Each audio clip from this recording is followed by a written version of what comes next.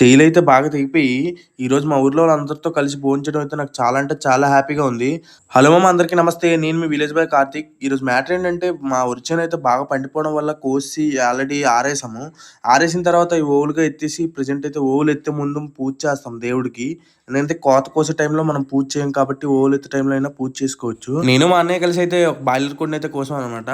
పూజ complete అయినెంటనే మోపులైతే మోసుకొని కుప్పేసిన దగ్గరకి తీసుకొచ్చారనమాట. నేను ఈ తాత కలిసి అయితే కుప్పైతే వేస్తున్నాం. నేను మోపులు అందిస్తుంటే ఆ కుప్పైతే వేస్తున్నాడు ఆ తాతయ్య. కుప్పైతే అందరూ వేసిలేరు. ఎందుకంటే ఇది కొంచెం జాగ్రత్తగా అయితే వేసుకోవాలి. తెలిసిన వాళ్ళు మాత్రం వేస్తారు. ఎందుకంటే ఇది ఒకవేళ వర్షం ఎక్కువ పడిందంటే కుప్పైతే వాలిపోద్దనమాట. అందుకనేసి కొంతమంది జాగ్రత్తగా వేస్తారు. మోపులైతే మోసుకొని వస్తున్నారు. చాలా అంటే చాలా కష్టంగా ఉంది. ఎండలో చాలా పని చేయడం వల్ల వాటర్ అయితే తాగుతున్నాం. మీలో ఎవరైనా ఇలా మోపులు మోస్తే కామెంట్ చేయండి తప్పకుండా. టైం 1 గంట అవడం వల్ల పనిలోకి వచ్చిన వాళ్ళతో కలిసి భోంచేస్తున్నాం. మా ఊర్లో వాళ్ళే వీళ్ళందరూ. నాకు చాలా అంటే చాలా హ్యాపీగా ఉంది వీళ్ళతో కలిసి భోంచేసినందుకు. 3 మడుల్లోని ఓవులు అయితే మోస్తారనమాట.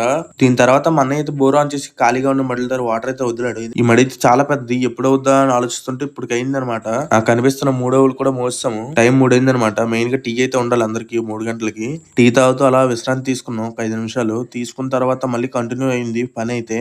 ఉదయం నుంచి ఇప్పటి వరకు కష్టపడితే ఇప్పుడు అయిందనమాట. కుప్ప అయితే కంప్లీట్ అయిపోయింది. చేను మాత్రం ఇంకా మిగిలే ఉంది. ఏం చేసాం నెక్స్ట్ వీడియోలో చూడండి.